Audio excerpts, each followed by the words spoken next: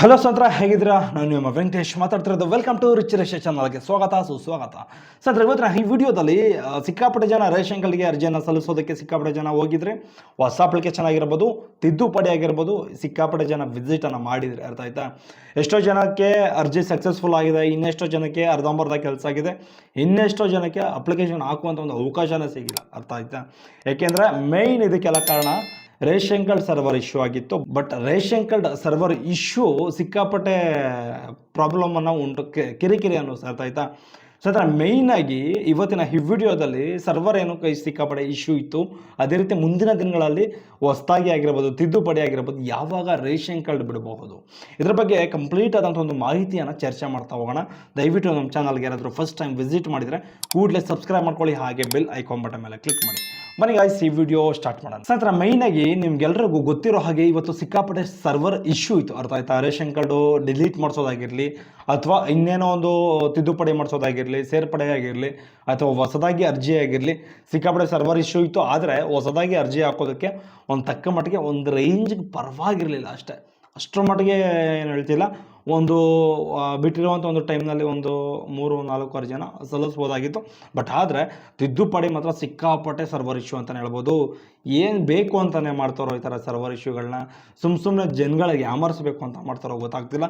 ಯಾಕೆ ಅಂದರೆ ಏನಾಗಿದೆ ಒಂದು ಪ್ರಾಬ್ಲಮ್ ಅಂದರೆ ಮೇಯ್ನಾಗಿ ರೇಷನ್ ಕಾರ್ಡು ನೋಟಿಸ್ ಕೊಡ್ತಾರೆ.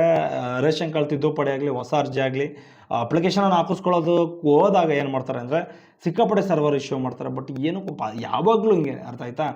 ಈ ಒಂದು ಎಲೆಕ್ಷನ್ ಟೈಮ್ ಯಾವಾಗ ಬಂತು ಅವಾಗಿಂದನೂ ಹಿಂಗೆ. ಬಟ್ ಅದಕ್ಕಿಂತ ಮುಂಚೆ ಹೆಂಗಿತ್ತು ಗೊತ್ತಾ, ಎಲೆಕ್ಷನಿಂದ ಹಿಂದೆ ಅವಾಗ ಸ್ವಲ್ಪ ಪರವಾಗಿರಲಿಲ್ಲ, ಅರ್ಥ ಆಯ್ತಾ? ಅಂದರೆ ಒಂದು 5 ಅವರು, ಒಂದು 4 ಅವರು ಈ ಥರ ಬಿಡ್ತಿದ್ರು ಅವಾಗ. ಅಂದರೆ ತಿಂಗಳಿಗೆ ಒಂದು 10 ದಿನ, ಒಂದು ವಾರ, 15 ದಿನ ಈ ಥರ ಬಿಡ್ತಿದ್ರು. ಅದಕ್ಕೋಸ್ಕರ ಅವಾಗ ಸ್ವಲ್ಪ ಸರ್ವರ್ ವರ್ಕ್ ಆಗ್ತಿತ್ತು. ಬಟ್ ಆದರೆ ಈಗ ಇತ್ತೀಚಿನ ದಿನಗಳಲ್ಲಿ ಸಿಕ್ಕಾಪಟ್ಟೆ ಸರ್ವರ್ ಇಶ್ಯೂ ಆಗಿದೆ. ಸುಮಾರು ಒಂದು ಡಿಲೀಟ್ ಮಾಡಿಸ್ಕೊಳ್ಳೋದಕ್ಕಾಗ್ತಿಲ್ಲ, ಒಂದು ಹೆಸರು ಅಪ್ಡೇಟ್ ಮಾಡಿಸೋದಕ್ಕಾಗ್ತಿಲ್ಲ, ಅಥವಾ ಅಡ್ರೆಸ್ ಅಪ್ಡೇಟ್ ಮಾಡಿಸೋದಕ್ಕಾಗ್ತಿಲ್ಲ, ಫೋಟೋ ಚೇಂಜ್ ಮಾಡ್ಸೋಕ್ಕಾಗ್ತಿಲ್ಲ ರೇಷನ್ ಕಾರ್ಡಲ್ಲಿ. ಇಷ್ಟು ಮೇಜರ್ ಪ್ರಾಬ್ಲಮ್ಗಳಿವೆ. ಆದರೆ ಈ ಮುಂದಿನ ದಿನಗಳಲ್ಲಿ ರೇಷನ್ ಕಾರ್ಡ್ ತಿದ್ದುಪಡಿ ಆಗಲಿ, ಹೊಸ ಅರ್ಜಿ ಆಗಲಿ ಬಿಟ್ಟರೆ ಇದೇ ಥರ ಇಶ್ಯೂ ಏನಾದರೂ ಇರ್ತದಾ, ಅಥವಾ ಅವಾಗಲಾದರೂ ಸರಿ ಹೋಗಬಹುದಾ ಅನ್ನೋ ಒಂದು ಪ್ರಶ್ನೆಗಳು ಪ್ರತಿಯೊಬ್ಬರಿಗೂ ಸಹ ಕಾಡ್ತಾನೆ ಇರ್ಬೋದು.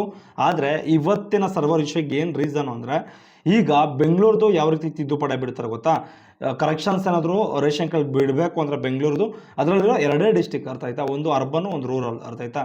ಬೆಂಗಳೂರು ಅರ್ಬನ್ ಮತ್ತು ರೂರಲ್ ಎರಡೇ ಇರೋದ್ರಿಂದ ಅದು ಸ್ಮೂತಾಗಿ ವರ್ಕ್ ಆಗುತ್ತೆ. ಎಲ್ಲೂ ಸಹ ಒಂದು ಸರ್ವರ್ ಇಶ್ಯೂ ಇರೋದಾಗಲಿ, ಬೇರೆ ಏನಾದರೂ ಪ್ರಾಬ್ಲಮ್ ಅದರಲ್ಲಿ ಬೆಂಗಳೂರದ್ರಲ್ಲಿ ಕಾಣಿಸೋದಿಲ್ಲ, ಅರ್ಥ ಆಯ್ತಾ? ಅದೇ ಥರ ಇದು 2ನೇ ಸರ್ವರ್ ಮತ್ತು 3ನೇ ಸರ್ವರಲ್ಲಿ ಒಂದು 15 ಡಿಸ್ಟಿಕ್ಕು, 17 ಡಿಸ್ಟಿಕ್ ಏನೋ ಇರಬೇಕೇನೋ, ಮೋಸ್ಟ್ಲಿ 15-14 ಇರಬೇಕು. ಆ ಡಿಸ್ಟಿಕ್ಗಳು ಪೂರ್ತಿ ಏನಾಗಿರ್ತದೆ ಅಂದರೆ ಮೇಯ್ನಾಗಿ ಅಲ್ಲಿ ಒಂದು ಹೆಚ್ಚಾಗಿ ಡಿಸ್ಟಿಕ್ಗಳಿರ್ತವೆ. ಆ ಡಿಸ್ಟಿಕ್ಗಳಲ್ಲಿ ಹೆಚ್ಚಾಗಿ ರೇಷನ್ ಕಾರ್ಡ್ಗಳಿರ್ತವೆ. ಆದ ಒಂದು ಕಾರಣದಿಂದ ಎಲ್ಲರೂ ಸಹ ಒಂದೇ ಸರಿ ಒಂದೇ ಟೈಮ್ನಲ್ಲಿ ಒಂದು ಅರ್ಜಿ ಹಾಕಿಸ್ಕೊಳ್ಳೋದಕ್ಕಾಗಿರ್ಬೋದು, ಅಥವಾ ತಿದ್ದುಪಡಿ ಮಾಡಿಸೋದಕ್ಕಾಗಿರ್ಬೋದು, ಒಂದೇ ಟೈಮ್ನಲ್ಲಿ ವಿಸಿಟ್ ಮಾಡಿದಾಗ ಏನಾಗುತ್ತೆ, ಸರ್ವರ್ ಇಶ್ಯೂಗಳು ಸಿಕ್ಕಾಪಟ್ಟೆ ಬರುತ್ತೆ. ಇದೇ ಥರ ಸುಮಾರು ಸರ್ವರ್ ಪ್ರಾಬ್ಲಮ್ಗಳು ಹೆವಿ ಬರ್ತಾವೆ, ಅರ್ಥ ಆಯ್ತಾ? ಇದು ಮೊದಲನೇ ಸರಿ ಏನಲ್ಲ, ಬಟ್ ಆದರೆ ಈ ಥರ ಸುಮಾರು ಸರಿಯಾಗಿದೆ. ಒಂದು BJP ಸರ್ಕಾರ ಇದ್ದಾಗಲೂ ಇದೇ ಒಂದು ಸೇಮ್ ಪ್ರಾಬ್ಲಮ್ ಇತ್ತು. ಬಟ್ ಅಷ್ಟರ ಮಟ್ಟಕ್ಕೆ ಪ್ರಾಬ್ಲಮ್ ಇರಲಿಲ್ಲ. ಬಟ್ ಈಗಲೂ ಅಷ್ಟೇ ಸಿಕ್ಕಾಪಟ್ಟೆ ಪ್ರಾಬ್ಲಮ್ ಇದೆ. ಯಾಕೆ ಅಂದರೆ ದಿನಕ್ಕೊಂದು 4-5 ಗಂಟೆ ಬಿಟ್ಟರೆ ಒಂದು 10 ದಿನ, ತಿಂಗಳಿಗೊಂದು 10 ದಿನ ಬಿಟ್ಟರೆ ಸರ್ವರ್ ಇಶ್ಯೂ ಸ್ವಲ್ಪ ಕಡಿಮೆ ಆಗುತ್ತೆ, ಅರ್ಥ ಆಯ್ತಾ? ಏನಕ್ಕೋಸ್ಕರ ರೇಷನ್ ಕಾರ್ಡ್ ಬಿಡೋದಕ್ಕೆ ಇಷ್ಟೋ ಇದು ಮಾಡ್ತಿದ್ದಾರೋ ಗೊತ್ತಿಲ್ಲ. ಬಟ್ ಆದರೆ ನಮ್ಮ ಸರ್ಕಾರಕ್ಕೆ ಅರಿವಾಗಬೇಕು. ಯಾಕೆ ಅಂದರೆ ಸಿಕ್ಕಾಪಟ್ಟೆ ಮೆಡಿಕಲ್ ಎಮರ್ಜೆನ್ಸಿ ಇರೋರು ಸಿಕ್ಕಾಪಟ್ಟೆ ಇರ್ತಾರೆ, ವಯಸ್ಸಾದವರು ಸಿಕ್ಕಾಪಟ್ಟೆ ಇರ್ತಾರೆ. ಅಂಥವ್ರಿಗೆಲ್ಲ ರೇಷನ್ ಕಾರ್ಡು ಸಿಕ್ಕಾಪಟ್ಟೆ ಇಂಪಾರ್ಟೆಂಟ್ ಆಗಿರ್ತದೆ. ಅದನ್ನೆಲ್ಲ ದಯವಿಟ್ಟು ಸರ್ಕಾರ ಅರ್ಥ ಮಾಡ್ಕೊಂಡು ಏನು ಮಾಡಬೇಕು ಅಂದರೆ ರೇಷನ್ ಕಾರ್ಡು ತಿದ್ದುಪಡಿನಾದರೂ ಬಿಡಬೇಕು, ಅರ್ಥ ಆಯ್ತಾ? ಹೊಸ ಅರ್ಜಿನೂ ಬಿಟ್ಟರೆ ತುಂಬ ಒಳ್ಳೆಯದು. ಬಟ್ ಆದರೆ ಸದ್ಯಕ್ಕೆ ತಿದ್ದುಪಡಿ ಬಿಟ್ಟರೆ ಸಿಕ್ಕಾಪಟ್ಟೆ ಒಳ್ಳೆಯದು ಅಂತಲೇ ಹೇಳ್ಬೋದು. ಯಾಕೆಂದರೆ ಸಿಕ್ಕಾಪಟ್ಟೆ ಜನ ಮಕ್ಕಳಾಗಿರ್ಬೋದು, ಅಥವಾ ಏನಾದರೂ ರೇಷನ್ ಕಾರ್ಡಲ್ಲಿ ಮಿಸ್ ಮ್ಯಾಚ್ ಆಗಿದ್ರೆ ಅದೊಂದು ಸಮಸ್ಯೆಗಳಾಗಿರ್ಬೋದು. ಈ ಥರ ಒಂದು ಪ್ರಾಬ್ಲಮ್ಗಳಾದಾಗ ಏನಾಗುತ್ತೆ ಅಂದರೆ ರೇಷನ್ ಕಾರ್ಡು ತಿದ್ದುಪಡಿ ಮಾಡಿಸ್ಕೊಳ್ಳೋದಕ್ಕೆ ಸಿಕ್ಕಾಪಟ್ಟೆ ಬೇಜಾರಾಗುತ್ತೆ, ಅರ್ಥ ಆಯ್ತಾ? ಅದೇ ರೀತಿ ಮುಂದಿನ ದಿನಗಳಲ್ಲಿ ರೇಷನ್ ಕಾರ್ಡ್ ತಿದ್ದುಪಡಿ ಆಗಿರಲಿ, ಹೊಸ ಅರ್ಜಿ ಆಗಿರಲಿ, ಯಾವಾಗ ಬಿಡಬಹುದು, ಇದ್ರ ಬಗ್ಗೆ ಪ್ರತಿಯೊಬ್ಬರಿಗೂ ಸಹ ಒಂದು ಕ್ಯೂರಿಯಾಸಿಟಿ ಇರ್ತದೆ. ಇವತ್ತು ಕೆಲಸ ಆಗಿಲ್ಲಪ್ಪ, ಮುಂದಿನ ದಿನಗಳಲ್ಲಿ ಯಾವಾಗ ಬಿಡ್ತಾರೆ ಅನ್ನೋ ಒಂದು ಪ್ರಶ್ನೆ ಕಾಡ್ತಿರ್ಬೋದು. ದಯವಿಟ್ಟು ಅದಕ್ಕೆಲ್ಲ ಏನು ಉತ್ತರ ಅಂದರೆ ಮೇಯ್ನಾಗಿ ತಿಂಗಳಿಗೆ 3 ಸರಿ ಬಿಡ್ತಾರೆ. ಯಾವಾಗ ಬಿಡ್ತಾರೆ ಅನ್ನೋದು ಗೊತ್ತಿಲ್ಲ. ಬಟ್ ಆದರೆ ಇತ್ತೀಚಿನ ದಿನಗಳಲ್ಲಿ ಈಗ ಸದ್ಯಕ್ಕೆ ನಿನ್ನೆ ಮತ್ತು ಇವತ್ತು ಬಿಟ್ಟಿದ್ದಾರೆ.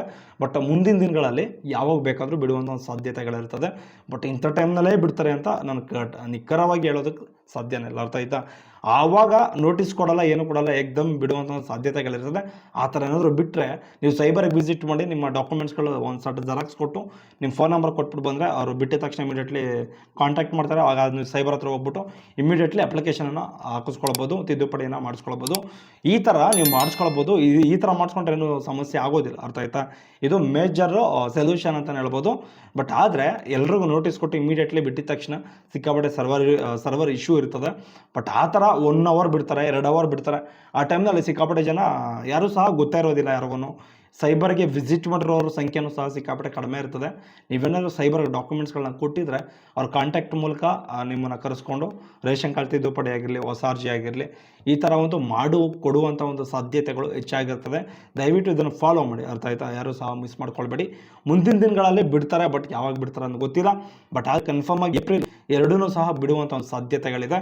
ಬಂದರೂ ರೇಷನ್ ಕಾರ್ಡ್ ತಿದ್ದುಪಡಿ ಆಗಿರಲಿ, ಹೊಸ ಅರ್ಜಿ ಆಗಿರಲಿ, ಏನು ಸರ್ ಇವತ್ತಿನ ಈ ವಿಡಿಯೋದಲ್ಲಿ ಈ ಥರದ್ರ ಬಗ್ಗೆ ಫುಲ್ಲು ಡೀಟೇಲ್ ಆಗಿ ನಾನು ನಿಮಗೆ ತಿಳಿಸ್ಕೊಟ್ಟಿದ್ದೀನಿ. ನೆಕ್ಸ್ಟ್ ಯಾವಾಗ ಬಿಡಬಹುದು, ಅದೇ ರೀತಿ ಸರ್ವರ್ ಇಶ್ಯೂ ಏನಕ್ಕೆ ಆಗಿರಬಹುದು, ಇದ್ರ ಬಗ್ಗೆ ನಾನು ನಿಮಗೆ ತಿಳಿಸ್ಕೊಟ್ಟಿದ್ದೀನಿ. ಬಟ್ ಫ್ಯೂಚರ್ನಲ್ಲಿ ಅಂದರೆ ಮುಂದಿನ ದಿನಗಳಲ್ಲಿ ಯಾವ ಟೈಮ್ನಲ್ಲಿ ರೇಷನ್ ಕಾರ್ಡ್ ಬಿಡ್ತಾರೋ ಅದಕ್ಕೆ ಡಾಕ್ಯುಮೆಂಟ್ಸ್ಗಳು ಆಗಿರ್ಬೋದು, ಬಟ್ ಸೈಬರ್ ಅಪ್ಡೇಟ್ ಏನೇ ವಿಚಾರ ಇದ್ದರೂ ನಾನು ನಿಮಗೆ ತಿಳಿಸ್ಕೊಡುವಂಥ ಒಂದು ಪ್ರಯತ್ನ ಮಾಡ್ತೀನಿ. ದಯವಿಟ್ಟು ನಮ್ಮ ಚಾನಲ್ಗೆ ಫಸ್ಟ್ ಟೈಮ್ ವಿಸಿಟ್ ಮಾಡಿದ ಕೂಡಲೇ ಸಬ್ಸ್ಕ್ರೈಬ್ ಮಾಡ್ಕೊಳ್ಳಿ, ಹಾಗೆ ಬೆಲ್ ಐಕಾನ್ ಬಟನ್ ಮೇಲೆ ಕ್ಲಿಕ್ ಮಾಡಿ. ಓಕೆ ಗೈಸ್, ಬಾಯ್. ನೆಕ್ಸ್ಟ್ ವಾರದಲ್ಲಿ